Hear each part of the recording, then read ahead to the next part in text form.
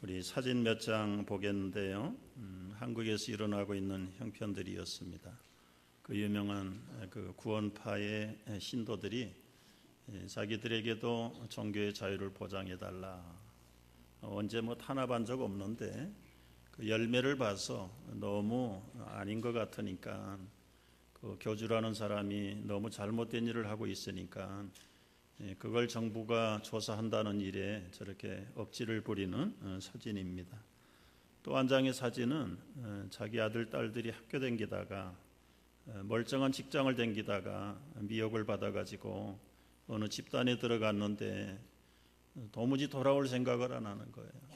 그래서 너무 안타까워서 엄마가 1인 데모를 하는데 저런 엄마들이 한둘이 아니에요. 때를 지어서 때로는 아내를 빼앗긴 남편, 또 남편이 미혹을 받아서 떠난 가정들, 너무너무 많은 한국의 현실을 사진으로 본 것입니다. 또 세계를 긴장시키고 있는 이 IS의 그 폭동들 여러분 우리가 보셨죠? 참 끔찍한 일들을 하는데 저 IS에 참여한 젊은이들이 세계에서 80여 개국에서 1만 5천 명이 참여를 하고 있다. 그 중에는 미국과 캐나다에서도 200명이 저 IS 운동에 가담을 하고 있고, 일본에서도 가려다가 적발이 되고, 아직은 한국은 없는 것 같아요. 제일 많은 게 이제 아프리카 중동 지역에서 아주 떼거리로 몰려가서 저 세계를 긴장시키고 사람 목 빼는 것을 장난으로 하는 만큼 참 비참한 일을 하면서도 자기들의 꿈을 이루겠다고 방향 없이 날뛰는 저런 모습을 볼 때 도대체 어떤 사람들이 저런 일들을 할까? 대개는 공부를 해도 일자리가 없거나 또 일자리를 얻어도 변변치 않고 살기가 힘들어지니까 이래 고생하고 죽으나 저래 고생하고 죽으나 새로운 세계를 한번 시도해보자. 그래서 분별 없이 뛰어든 것들이 지금 이 IS 운동들이 옛날이나 지금이나 살기가 편안한 사람은 변화를 싫어합니다. 그러나 어렵고 힘든 세상이 되면 천지가 개벽하기를 원하고 이 새로운 세상이 오기를 기대하는 것은 본능적인 욕구 충족이에요.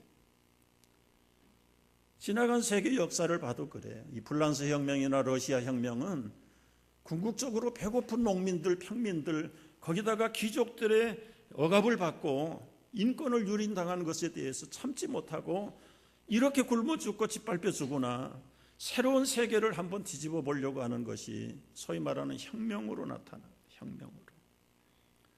이 단순한 배고픔과 인권의 혁명들은 혁명으로 그치지만 여기다가 이제 종교나 사상을 주입시켜 놓으면 이건 굉장한 파동을 일으키는 어떤 면에서 이 종교적인 혁명까지도 연결이 된 우리 일제시대에 일어났던 동학난이라는 한국의 혁명이 있었습니다. 그 나름대로 거기다가 어떤 자기들의 새로운 신천지에 대한 꿈을 넣어가지고 억압받고 있는 농민들을 중심으로 해서 일으킨 그 혁명이 한국의 동학난이었어요. 여러분이 IS 폭력도 마찬가지. 그 나름대로 새로운 세계를 우리는 구현하기 위해서 이 기존의 모든 서방 세계의 기존 신앙과 전통과 모든 환경들은 다 때려 부셔야 된다는 그런 자기 나름대로의 세뇌 받은 사람들, 젊은이들이 모여서 지금 이 엄청난 일들을 벌이고 있습니다. 이런 일들이 어제 오늘 일만 일어나는 게 아니라 예수님 당시에도 이런 비슷한 일들이 계속해서 있었어요. 로마에게 학정을 당하고 있는 그 시대입니다. 여러분, 신약 시대에만 그랬던 게 아니라 구약 시대도 마찬가지. 이미 500년 BC 500년 600년 전에 나라를 다 포로로 빼앗기고 전쟁으로 완전히 쑥밭이 되어버린 이스라엘 백성들, 살기가 너무 힘들었어요. 농사를 지어도 다 뺏어갑니다. 거기다 무거운 세금을 강제로 뺏어갑니다. 세금 안 내면 사람들을 잡아가요. 남편들, 아내, 건강한 아들들은 전쟁터에 가서 다 죽임을 당합니다. 이렇게 사느니 우리가 죽다가 나라 독립을 위해서 싸우자. 그래서 여러 독립운동 단체도 일어나고 비밀 결사대도 일어나고 새로운 세상에 대한 추구가 끊임없이 반복. 이 지긋지긋한 삶, 현실도 마찬가지 여러분. 도시에서 소외받는 사람들, 젊은이들, 힘없는 사람들, 참는데도 한이 있고 이제는 더 이상은 못 살겠다. 그런데 어느 날 갑자기 예수 그리스도가 등장을 했어요. 오셔서 배고픔과 질병, 먹을 것 주시죠. 기적을 베풀지요. 죽은 자를 살려내지요. 그들은 흥분하기 시작을 했습니다. 수많은 사람들이 예수를 추종하고 전적으로 따랐던 12 제자까지도 자기의 미래를 온전히 예수님에게 걸고는 따르게 됐어요. 저들의 한결같은 바람은 무엇입니까? 새로운 세상, 새로운 세상. 더 이상 배고픔이 없고 고난이 없고 그리고 영원한 자유와 생명의 나라, 행복의 나라를 꿈꾸는 갈망이 온 나라 백성에 퍼졌어요. 그럼에도 불구하고 그것이 간절한 열망이었지만 하나님 나라가 이루어질 것 같지 않아요. 그래서 오늘 본문의 바리새인들이 그렇게 물어봐요. 하나님 나라가 어느 때에 임합니까? 임합니까? 제자들도 물어봤어. 이스라엘 나라를 회복할 때가 이때입니까? 여러분, 그 당시에도 이 사이비 교주들, 소위 세상에 평화를 주겠다는 사람들이 많이 일어났어.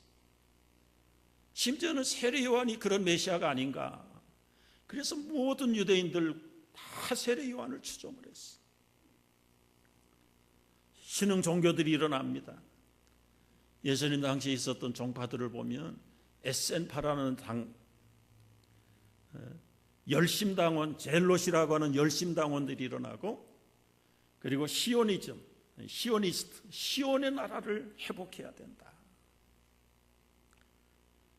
백성들이 그냥 우왕좌왕을 하면서 새로운 운동과 사상이 일어나면 이리 쏠리고 저리 쏠리고 그저 살아보려고 하는 본능과 새 것에 대한 변화의 기대가 그런 모습으로 나타납니다.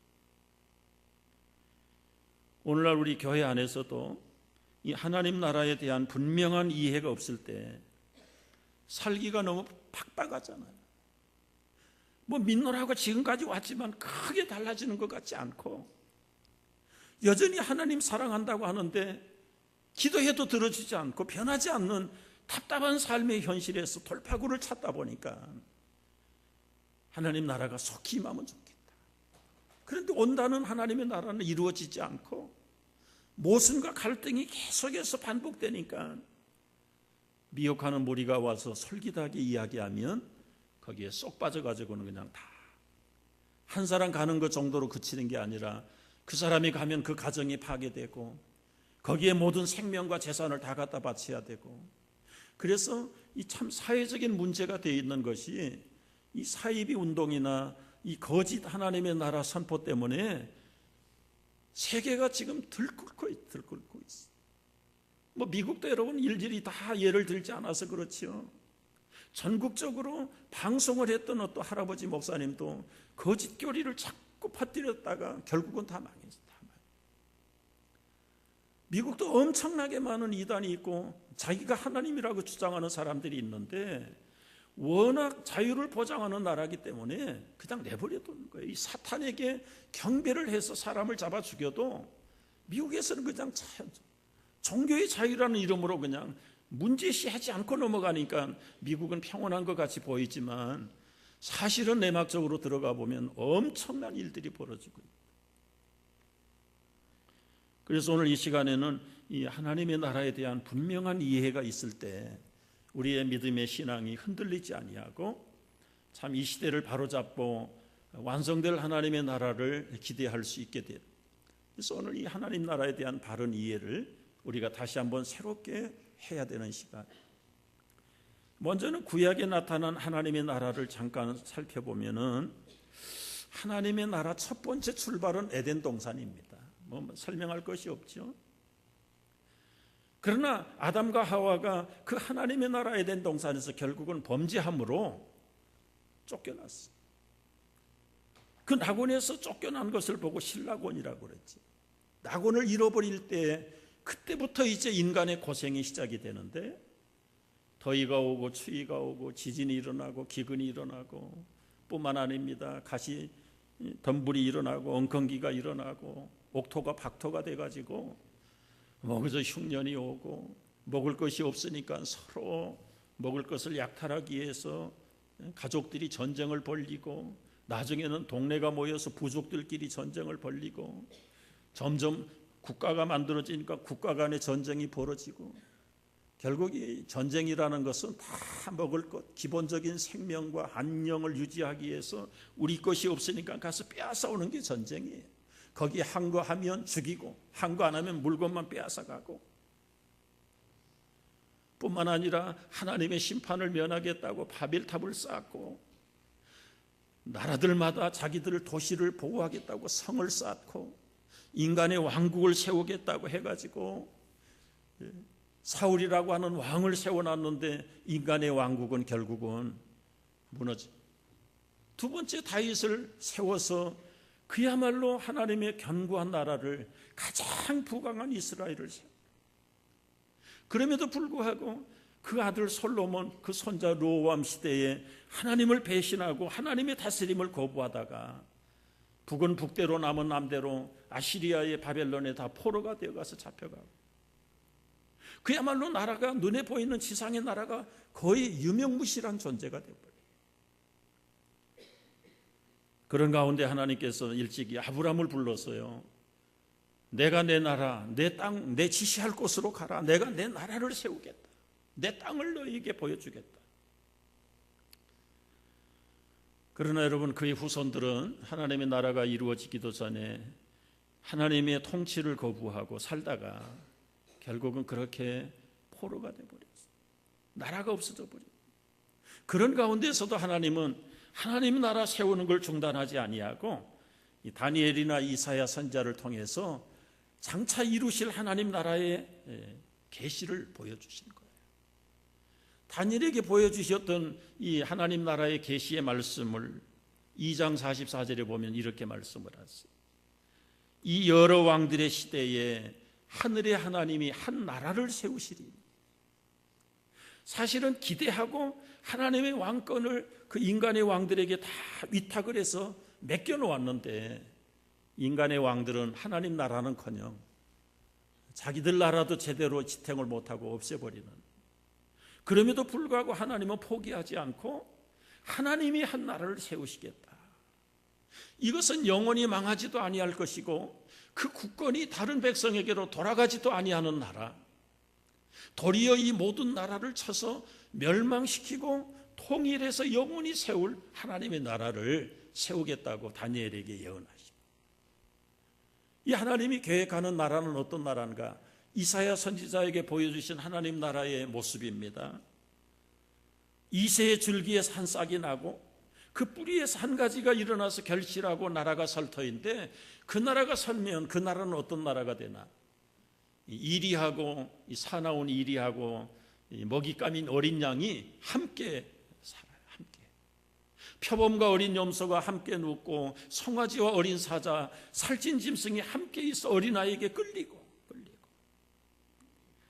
젖 먹는 아이가 독사의 구멍에 장난하고 젖된 어린아이가 독사의 굴에다가 손을 넣고 그 맹독을 가지고 있는 독사하고 아이들하고 같이 섞어서 행복하게 사이좋게 노는 나라, 이 하나님의 나라의 속성이 바로 이런 나라를 세울 것이다. 이런 나라를. 거기에서는 해되는 사람도 없고 상함도 없고 물이 바다를 덮음과 같이 하나님의 통치를 다 받아들이고 온 나라가 하나님의 다스림 안에 충만한 나라가 이제 앞으로 설 것이다. 이런 나라가 오기를 우리는 지금도 고대하고 있습니다. 아멘. 이단들이 이것만 딱 떼가지고 봐라, 예수님이 세우지 못했다, 선지자들이 그렇게 세우려고 했지만 못 세우지 않았냐? 그러나 이 암흑에는 나는 세운다. 그래서 이제 사람들을 불러 모으는데 거기에는 미혹의 영이 끼어가지고 말도 안 되는데 사람들이 끌려간단 말이에요. 끌려가요. 그게 한국의 자그마치 350만 명이 지금 미혹을 받고 있다고 그랬죠.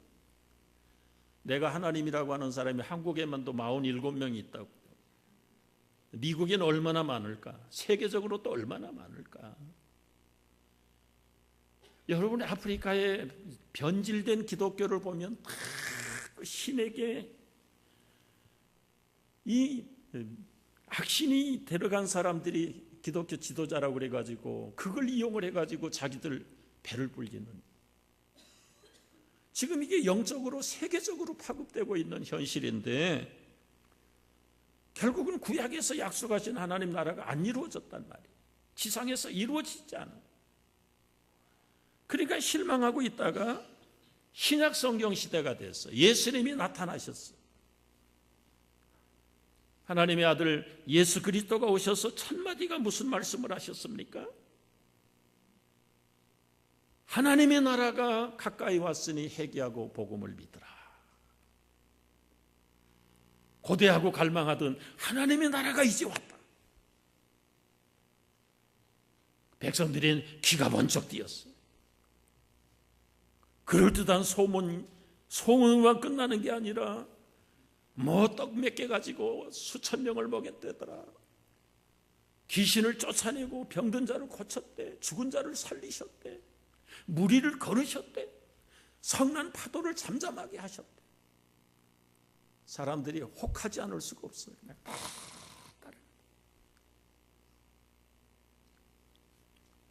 그런데 하나님의 나라가 이루어질 줄 알았는데 어느 날 십자가에 달려서 사형을 딱 당하고,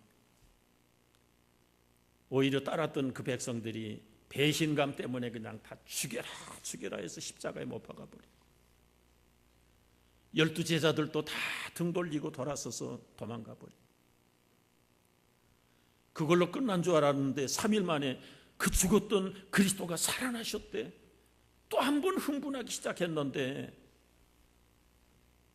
하루가 지나고 열흘이 지나고 한 달이 지나고 40일이 지나도 부활하신 예수님이 아무 일을 하지 않으시다. 또 한 번 그들은 실망할 수밖에 없어요. 여러분, 부활해가지고 부활 자체도 놀라운 일인데 부활하신 예수님이 새로운 나라를 건설하고 세울 줄 알았는데 아무 일을 하지 않아요. 아무 일을 하지 않아요. 아무 변화가 없어요. 이제는 그 하나님의 아들이 하늘로 올라가신다고. 그리고는 제자들을 불러 모아놓고 사도행전 1장 3절에서 이렇게 말씀을 하세요.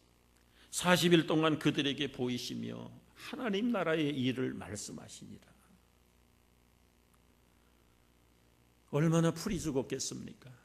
12 제자들 멍하니 하늘만 쳐다보다가 그야말로 얼마나 허탈해요. 얼마나 허무해요. 하나님 나라가 이루어진다는데 뭐가 어떻게 이루어지는지 아무런 달라지는 게 없고 변화가 없는 그 현실 속에서 우리는 어떻게 해야 되는가? 예수님이 한마디 부탁을 했죠. 너희들이 예루살렘 떠나지 말고 아버지 약속하신 성령을 받기까지 떠나지 마라. 떠나지 마라. 그들이 다른 길이 없었어요. 할 수 없어서 다락방에 올라가서 열심히 기도하고 힘쓰고 기도하다가 성령 강림절이 됐을 때, 오순절날 성령이 임할 때 그들이 완전히 뒤바뀌는 모습으로 변한, 두렵고 생명이 무섭고 소심해서 숨어있던 제자들이 이제는 생명을 두려워하지 않아. 예수의 얘기를 부끄러워서 못하던 자들이 담대하게 나가서 하나님 나라에 대해서 하나님 나라를 전파하고 예수 그리스도를 담대하게 거침없이 가르치는 사람으로 바뀌게 됩니다. 그렇다고 여러분 정치가 바뀐 것도 아니고 사회가 바뀐 것도 아니고 뭐 가정이 달라지고 어떤 기적이 막 일어나는 것도 아니고, 물론 기적이 부분적으로 일어나게 돼요. 그럼에도 불구하고 담대히 하나님 나라를 가서 외치는 제자들로 바뀌었어. 베드로도 요한도 사도 바울도 자기의 셋집에서 이 하나님 나라를 담대하게 전파하고 거침없이 이 하나님 나라에 대해서 가르쳤어요.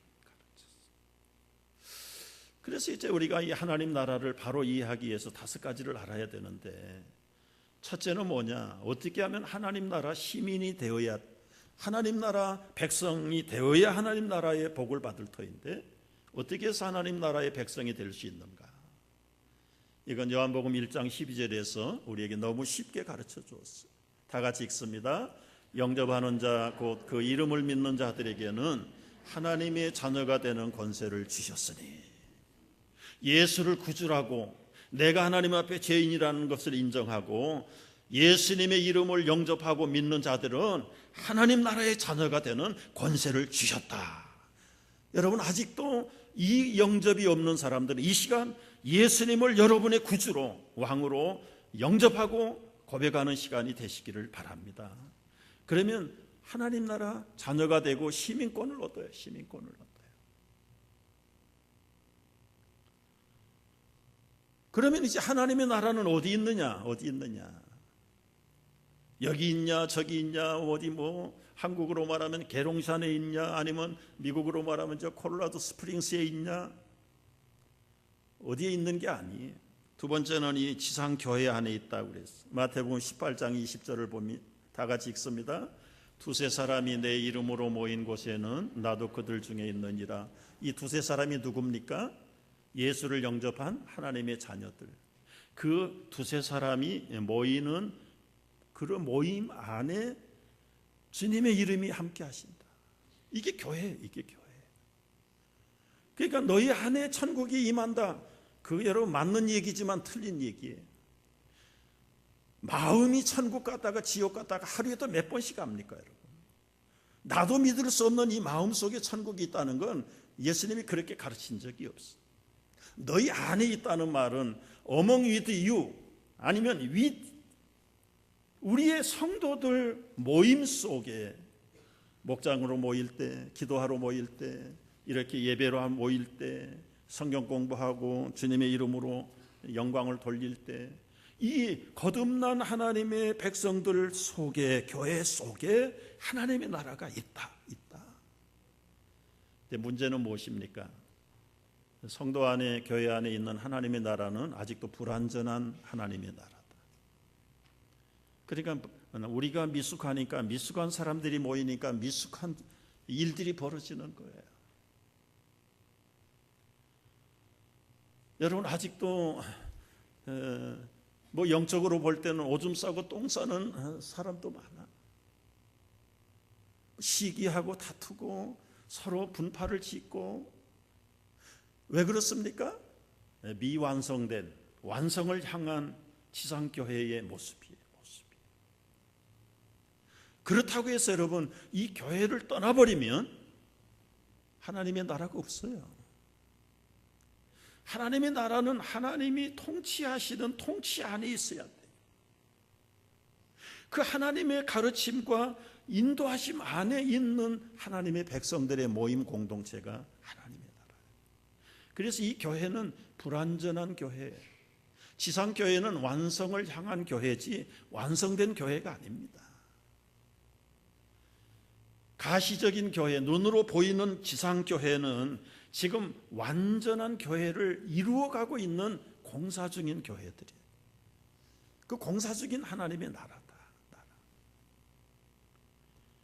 여러분, 이 교회관, 현재 교회관을 바로 이해하지 못하면, 그래도 교회 와서 은혜 받으려고 왔는데 교회에서 때로는 부도간 일을 목격하고 당하고, 내가 이러려고 교회 온 줄 아냐? 나 이제는 교회 떠나버리고 시험 들. 이 교회를, 지상교회의 불완전성을 제대로 이해하지 못하기 때문에. 그럼에도 불구하고 이 교회는 존재해야 돼. 완전한 교회, 그리고 주님이 성숙하게 이끌어 가실 지금 이제 훈련받는 교실입니다. 광야의 교회예요. 서로 부딪히면서 회개하고 말씀을 통해서 우리의 잘못을 바로잡고, 그래서 어제보다는 오늘보다는 내일이 몇 사람이 모여서 또 서로 격려하고 또 말씀을 듣고 그 말씀 안에서 한 번씩 또 성장하고 진일보해 나가고, 이게 지금 현재 진행형인 불완전한 교회의 참모습이에요. 참모습. 그렇다고 이 교회를 떠나면 교회 밖에는 구원이 없다. 여러분, 짧은 시간에 자세하게 설명을 드리지 못해도 여러분 이해하고 넘어갈 줄 압니다. 세 번째는, 그러면 우리가 추구하는 교회의 모습은 어떤 교회냐? 이 하나님 나라의 본래적인 모습은 이 보이지 않는 교회의 원형이다. 원형. 좀 어려운 얘기입니다만 우리 사도신경에서 고백할 때 우리가 모든 공예를 믿습니다. 이게 보이지 않는 하나님의 교회. 에베소서를 보면은 2장에 이런 말씀을 하셨어요.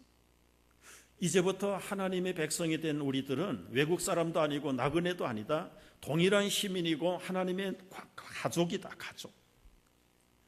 그런데 우리가 이루는 이 교회의 가족들은 사도들과 선지자들의 터 위에서 세워졌는데, 그 사도들과 선지자는 어디에서부터 왔는가? 예수 그리스도가 친히 코너스톤이 되셨다. 예수 그리스도의 죽으심과 부활을 통해서 그 제자들이 거기에 영적으로 하나가 되고, 그 제자들과 사도들의 가르침을 받은 사람들이 다 모여가지고 하나의 거대한 영적인 성전을 주 안에서 이루었다. 이 교회는 앞으로 완성될 교회의 그림이에요. 지금은 완성되어가는 공사 중에 있는 교회이기 때문에 불완전한 교회, 불완전한 하나님의 나라예요. 그러나 앞으로 우리가 이루어질 그 완성된 하나님의 교회는 이 그리스도 안에서 건물마다 서로 연결을 해가지고 큰 성전, only one body, 이 하나님의 원처치를 이루는 게 하나님 나라의 완성이다. 완성. 거기에 우리 한국 교회도 있고 아프리카 교회도 있고 유럽 교회도 있고 한인 교회 중에서도 이민 교회도 있고 뭐 본국에 있는 교회도 있고 다 포함되는데, 불완전한 지상 교회가 주님으로 연결해서 완전한 교회를 추구하는, 그것이 바로 장차 나타날 우리의 완성된 교회의 모습이다. 마지막 하나는, 이제 그런 하나님의 나라가 최종적으로 완성되는 나라는 소위 말하는 요한계시록 21장 22장에서 보여주시는 하나님의 나라, 천국을 얘기하는, 여러분이 새하늘과 새 땅, 그리고 예루살렘 성이 하나님이 계신 곳이에요. 어린 양의 보좌가 있는 곳이고 하나님이 왕이 되고, 그리고 백성들이 함께 영원 무궁토록 왕노릇을 하는 곳이고, 거기에는 눈물도 없고 애곡도, 아픈 것도 없고 고통도 없고 걱정도 없고 어둠도 없고 죽음도 없고, 세세 무궁토록 살아서 하나님과 어린 양이신 그리스도와 더불어서 영원히 찬송하고 기쁨으로 이어져가는 무궁한 나라가 구체적으로 임하게 되는데, 그게 완성된 천국입니다. 완성된 천국. 여러분이 완성된 천국에 언제 우리가 그러면 가는가? 천국에 가기 전에 해야 될 일이 있어요. 어떻게 하면 천국에 갑니까? 어린아이들 퀴즈지만 재밌게 하느라고, 회개해야 갑니까? No. 기도를 많이 해야 갑니까? No. 직구전 개구장이가 대답했어요. 선생님, 천국 가려면 먼저 죽어야지요. 죽어야 되는 나라. 요단강을 건너야 그 다음에 천국 들어가잖아요. 근데 여러분, 이게 이제 구약에서 요단강하고 우리가 장차 죽음을 건너서 들어갈 그 나라하고 거의 모형이고, 이건 완성이에요. 아브라함을 불러서 지시할 땅, 젖가꿀이 흐르는 가나안 땅으로 들어가기 전에 이 모세와 여호수아를 통해서 그 땅을 보내시는데, 그 가나안 땅에 들어가기 전에 건너야 되는 강이 요단강이죠. 요단강이 강둑까지 물이 넘치는 아주 깊은 강입니다. 그 당시로서는. 그 물속에 다리가 있는 것도 아니고 무슨 보트를 타고 가는 것도 아니고 맨발로 걸어가라는 거예요. 그건 뭘 말하는 겁니까? 믿음으로 죽으면 죽으리라 결단하고 요단강에 들어가라는 거예요. 들어가라는 거예요. 제사장들과 백성들이 그 말씀을 순종하고 뚝까지 넘치는 강물에다가 발을 담글, 여러분 자연적으로 보면은 발 담그면 쏙 들어가서 죽어야 돼. 발을 담그자마자 그 물이 딱 끊어지고 그리고 그 가운데 길이 열린다. 그들이 그 열린 길로 들어갔지만 사실은 그거 죽음을 각오하고 들어간 길이죠. 그런데 하나님이 믿음으로 죽음으로 들어간 그들을 하나도 해하지 아니하고 깨끗하게 요단강을 건너서 가나안 땅에 들어가도록 만드신 거예요. 여러분이 가나안 땅은 장차 완성될 하나님의 새하늘과 새 땅의 모형인데 우리가 천국에 가기 위해서는 이 죽음이라는 요단강을 건너서 들어가야 돼요.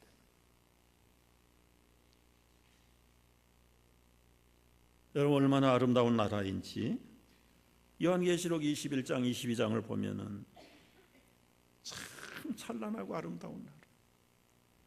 뭐 입에 담을 수 없는 보석들이 질비. 그런데 어떤 자가 거기에 들어갑니까?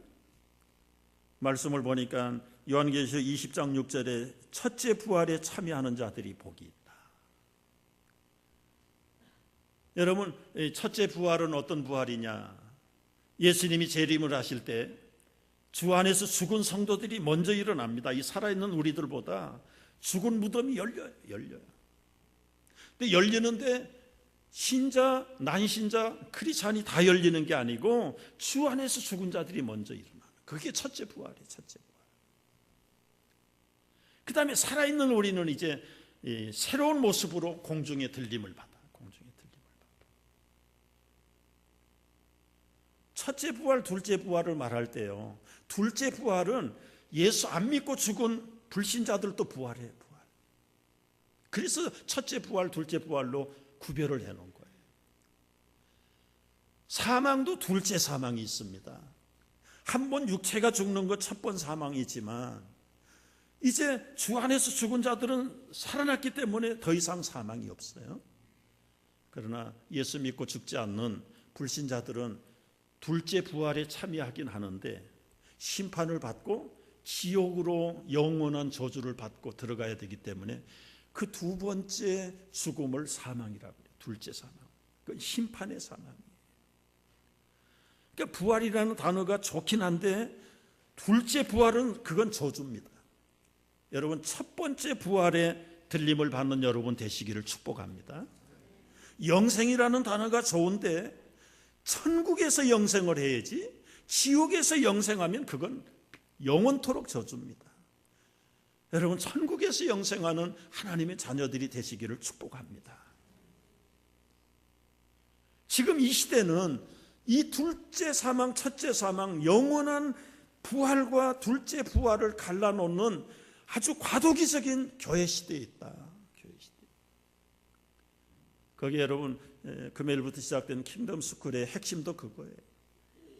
지금은 이미 선언을 받은 저주와 둘째 사망의 자녀들이라 할지라도 우리가 부단히 복음 전하고 저들을 구원해서 첫째 부활에 참여하고 영원한 천국의 영생을 얻도록 하는 것이 우리 전도요 선교예요. 전도요 선교. 첫째 부활에 참여하는 자들이 복이 있고 둘째 사망이 그들을 다스리는 권세가 없고요. 도리어 하나님과 그리스도의 제사장이 되어서 1000년 동안 그리스도와 더불어 왕노릇하리다. 여러분 평소에 들어보지 않던 여기 천년설이 나와요. 천년왕국설이 나오는데 세 가지 이론이 있습니다.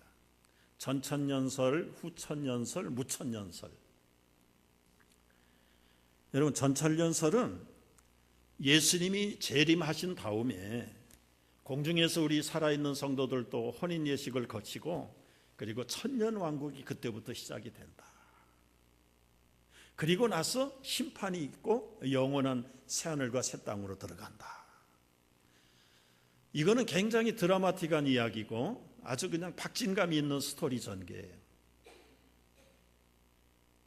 우리 과거에는 다 이 전천년선을 주로 많이 한국교회에서 가르쳤고요.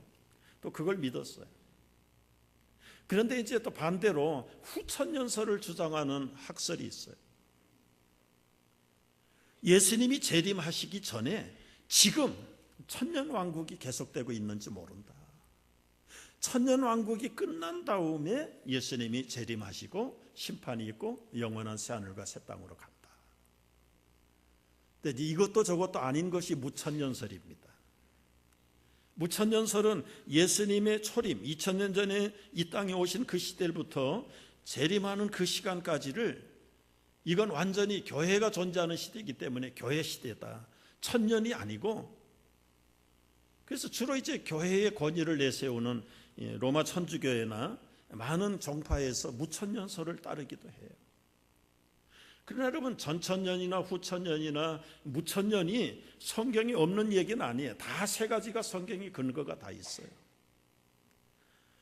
그러니까 우리는 지금 몰라도 괜찮아요. 내가 전천년이냐 후천년이냐 모르지만 언제 시험을 쳐도 이 모범적인 학생들은 시험을 두려워하지 않아. 그죠? 시험 준비가 안 된 학생들은 시험 본다고 그러면 앞이 캄캄하지만 주님이 언제 재림하실지라도 평소에 준비된 신부들처럼 늘 깨어있고 주님의 나라를 사모하고 천국을 준비해온 성도들, 신부들에게는 뭐 이제 오든 저제 오든 관계없어.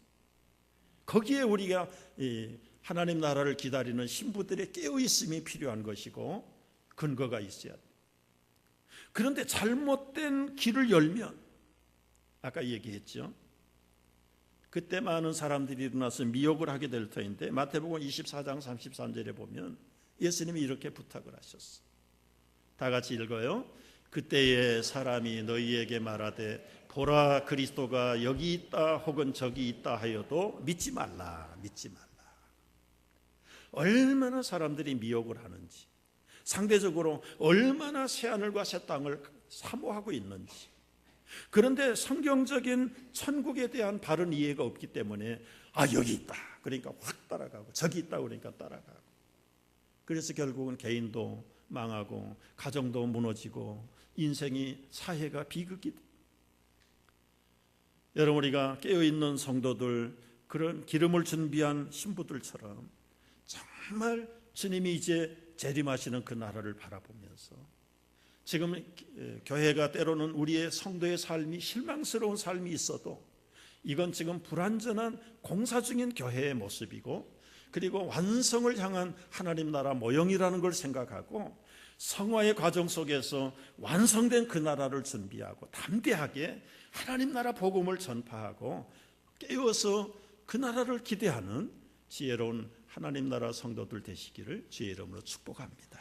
기도하겠습니다.